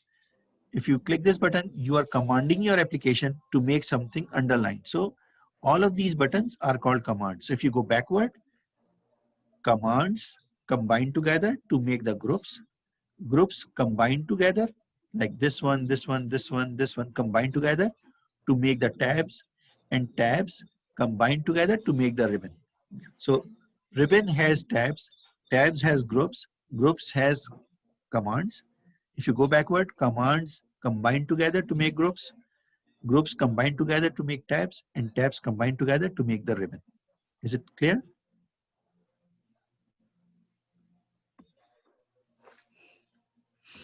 Sometimes I'm feeling I am the only one in the class.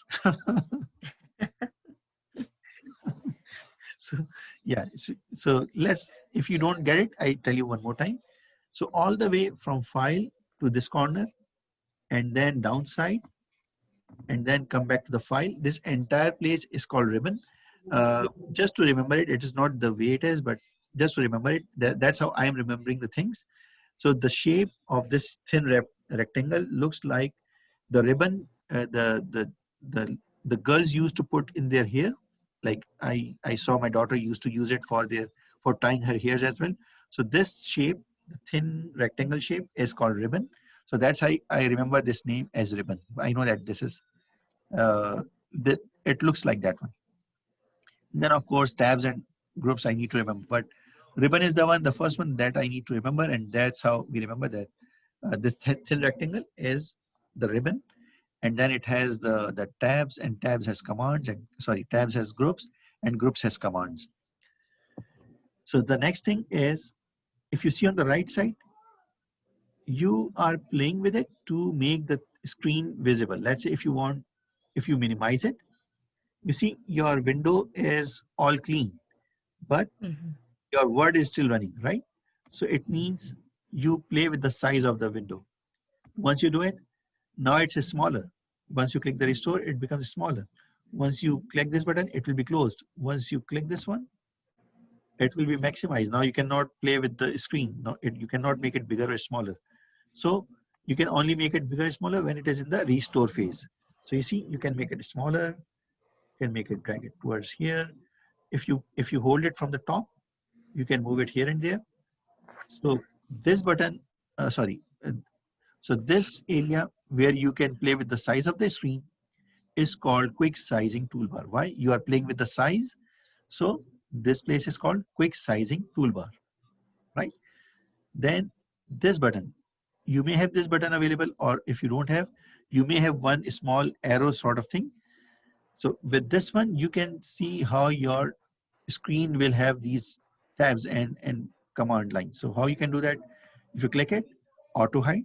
So it will be auto hide. It will only available if you bring near to the top, then it will bring the all the commands down. So if you want to work with it, uh, like if you want to work with with this one, if I go up, it will bring it down like this. So it's auto hide, and as soon as my job is done, you see it again hide. So this is one option. The other one is show tabs. So if I click it, you see I can only see the tabs. I am unable to see the commands under it, right? So this place, another thing is, if I want to see the commands and tabs, everything, I click the third option, then I can have everything visible. So it is not hiding, and it will be fixed and visible for my usage. So in the older version, we may have, as I remember, we only have the option of the tabs and commands, and the auto hide something. So if you are using the earlier versions, uh, if you are using the earlier versions, maybe you don't have the auto hide or something. But yeah, that arrow will actually make you work with the styles. Just 1 minute, please.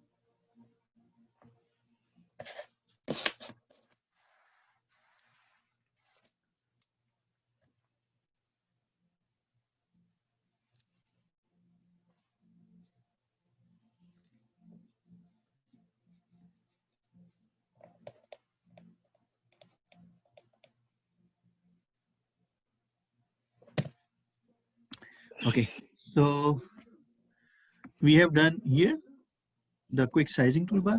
We have also seen how to work with the like ribbon display options. The third thing is on the left side is quick access toolbar. Why? You see, I have a lot of tools. So when we are working with a Word or Excel or any other thing, these are all our tools. If you see here from here, the fonts are our tools. These are the paragraphs. These are our tools. Styles is our tools. Insert. All of these are our tools that we will work like the same way. If you see the example of if you see the example of uh, like engineers or mechanics, they have the toolbox. They're putting everything inside and they're carrying those toolbox. So the similar way, when we are working with the, you can say, with our Word documents or when we are working with our spreadsheets, we are using these tools. So this is our toolbox. And these are all our tools. Like in the Home tab, these are all our tools. In the Insert tab, these are all our tools. Draw is our tool. Design, these are all our tools. So you can see there are a lot of tools. So if I want to do any job with any of these tools, I have to search for it until I remember where it is. So what will happen? If I'm searching the same way, like I told you earlier, that when we are searching, it is eating up our time. So what will happen? Let's say if I am using this spell check in all of my documents, and I am working, let's say, tens of documents or hundreds of documents per day. So if I'm working with hundreds of documents and then I have to run the spell check on each of them, like letters or application or something, I'm sending it every day. So if I have to check it, like I have to run the spell check all the time, what will happen? When I'm searching for the spelling and grammar, the time I have to search for it, it will eating up my time. So to avoid that wastage of time, I can put this spelling and grammar on my toolbox here so that I don't have to search for it in different tabs. I can just simply click it from the top. That's the reason you see our save, do, undo, redo, and save, these type of buttons, or copy and paste. These buttons are already available on the top of the screen sometimes. But if it is not there, we can bring it there.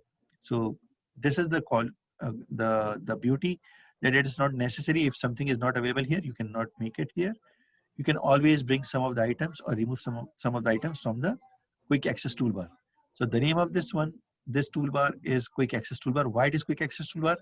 Because you are actually accessing these tools faster.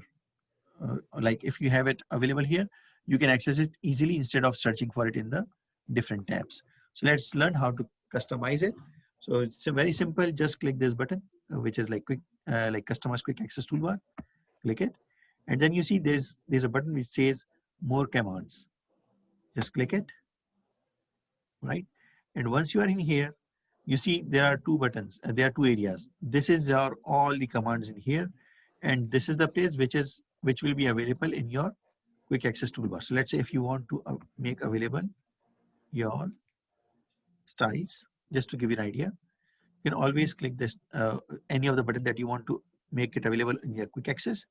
Just select it, click add. Let's say if you want to bring quick print, just to give you an idea, I'm just randomly selecting whatever I like find it, and then I click add.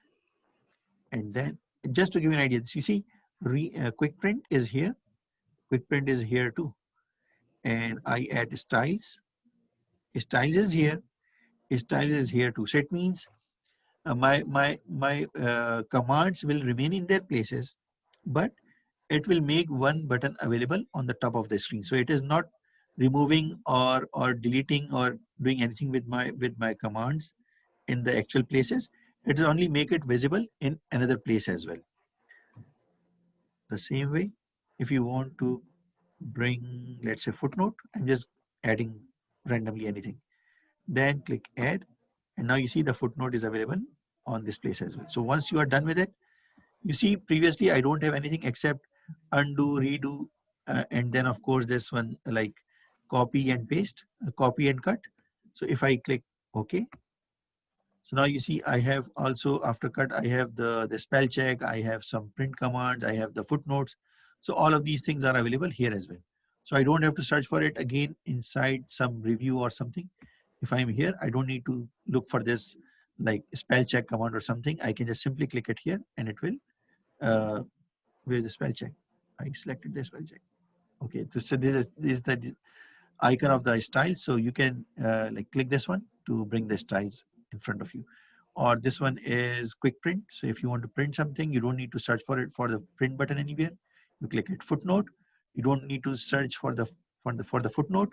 You can click it and footnote will be available. So that's how you can bring different commands that you are using frequently on top of it. Even you know that you can bring those commands on the top of the screen, but don't bring a lot of commands on the top of the screen. Otherwise, the purpose of this quick access will be dead. Why? Because you have a lot of buttons on the top of the screen, and then you'll be searching your desired button within those many buttons. So always remember, select few buttons which are you use frequently and place them on the top so that you can access to it fast. So again, once you place it here, it will be easily available. But let's say if you don't want it anymore, again go to customize toolbar, more commands. In this one, let's say you don't want the footnote, select it first, click remove. Quick print, click remove. Styles, click remove, right? So you remove all of them. Once you remove all of them, just click OK and it's done. So now you don't have those buttons available on the top of the screen. So that's how you can customize your quick access toolbar. So we have learned from this corner, quick sizing toolbar, how to customize your ribbon. Whatever the name of the file is will be appearing on the top of the screen. So right now it doesn't have any name, so it's not coming. But as soon as you have a name on this file, it will be visible on the top of the screen. And then this one is quick sizing toolbar. Then we have few more tabs. You can say bars. If you see on the right corner, there is, I don't have it because my document is actually, I open some Word document. In this one, you will be finding everything. Like on the top of the screen, you will find the name of the document. I don't know what it is because my Windows is hiding, like the Zoom meeting window is hiding it. But yeah, you will be able to see on the top of the screen, there is one, what's it called? Name of the document. And then on the right side, you see this is the scroll bar. So if you want to scroll down or up, you can do that part. Either you can use this arrow on the top, or you can use the downside arrow to bring the things down. So yeah, the only thing is sometimes people are doing it like clicking one by one. It's one of the way to bring or go to the desired document or desired page or go down, but it takes a little bit more time. So what you can do, you can bring your cursor over this small bar, press the left key of the mouse, and then drag it down. Or if you want to go up, simply press the left arrow key and then drag it up. So that's how you can like bring your cursor up and down, so that not cursor, the page up and down, so that you can work on it faster. Like rather than if I click here and then if I have to go to page number 20, so I'll be doing it like it will take for forever. But if I have to go to page 20, I can just simply drag it down like this, and then I'll be on page number 20. So you can use it. I prefer using it all the time because it's much faster. But if someone is using the arrows, no harm in it. You can use it. So don't worry about it. And then the other thing is we don't have here, there is one more scroll bar that comes in the downside, that is for the sideways. This scroll bar can bring the up and down, and another scroll bar on the downside can make the page left side and right side. Right now the page is small. I'll make it bigger, don't worry, and then I'll show you how to make it left and right. The next thing is, like, let's say if you have a document that has very small font size and you want to read it, so you don't need to change the size of the font or anything. You can just simply zoom in or zoom out. So if you can just simply click this one, move it bigger or smaller, and then you can see the font size is bigger and you can read it much better, right? So this zoom in and zoom out button is to make yourself like you can make the screen or whatever the page is much bigger or smaller based on how much the size you want to read comfortably. And then of course you see now I have, because I make the screen size bigger, my toolbar for, or you can say scroll bar for the sideways become visible. I can make it left and right like this. So this is another use of and it's another tool to read the document from left side, keep on going and until the right side, then you can come back to the left side. So this is another tool. So this tool, this scroll bar is using to go up and down, and this scroll bar is to go sideways. And that's because you maximize? Yeah, because I maximize it. That's why it goes beyond the size of the screen. Yeah. Okay. So but this is what I wanted to show you as well. Like how, let's say if you are working with a bigger document and the screen size is bigger or something, you can always make it like you can scroll it left and right using the like sideways scroll bar. So today we have learned the basics of the words. We have not started it yet. I'll be stopping here because I don't want to start a new topic. But I just want to make sure that whatever we have learned, you all got it. Like you all are comfortable with it. So yeah, Esperanza, are you good with it? Like we'll be starting. Yes. Yes. Yes. How about Mesra?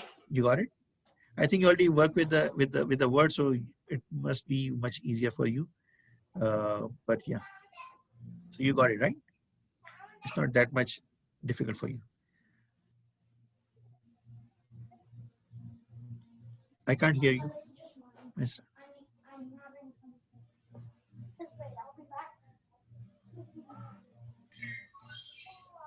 Yeah, Nazia, did you get it?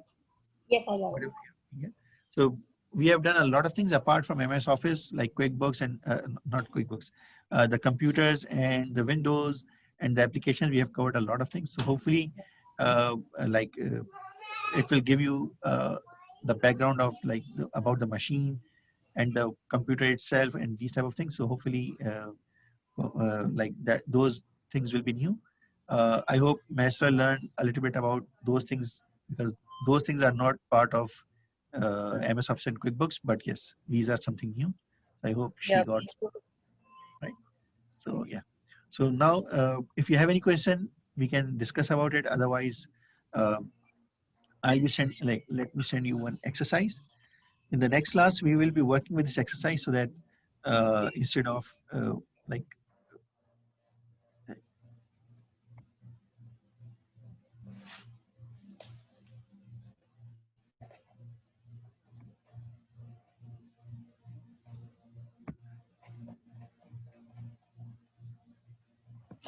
let me send one word exercise because I don't want you to type something in the next class. So I just already sending you one exercise so that we can start working on this exercise from the next class. So this is not a very, you can say uh, something very important. It is just a Word document I am sending you so that you can, like we can play with it in the next class.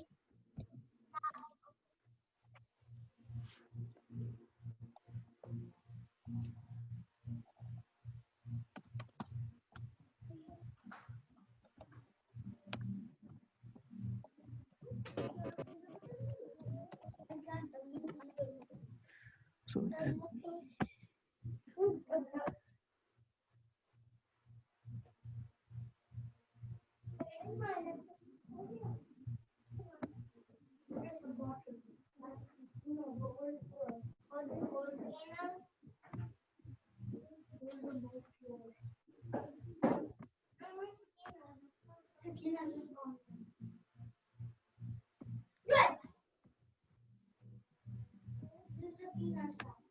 yeah, so this is the file that I am sending you right now. So this file will be using to apply these Word commands on this like Word different commands on the, have I seen it?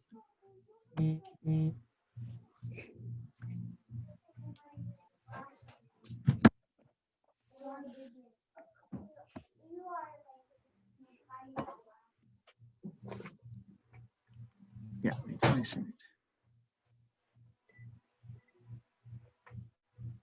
Yeah. So hopefully you get it, and in the next class we'll be start working with this exercise, and then we'll be working with the Word document itself. So hopefully you'll enjoy like really working on the exercise. Just one thing before closing this class, I just want to make sure that every one of you has got the idea how to work with the windows. So when you're working with me, I just want you to be able to make half of the screen, like when we start working, like when you will be working with the Word, and half of the screen you can open my screen, and on half of the screen you can actually work on your Word document. So whatever I'm doing on my screen, you will be able to see it and copy it on your screen. So this is what I want to make sure that you can do it. I'm just showing you because you can see my screen. So this is, let's say, the size of your screen. You can just simply click it for the restore. Once you click it, you see the size becomes smaller. When you press the mouse left key and drag it towards right or left, your window will move. So you can place my video on one of the side, and then you can go to your Word or Excel file, whatever, and then you can just simply click it. And then you see it has again gone to the entire page. So don't confuse with it. Again, do the same thing. Make it restore. Make it smaller. And then again, drag it from the top. Like hold the left mouse key and drag it towards right. And then you will be seeing both of these windows together. So that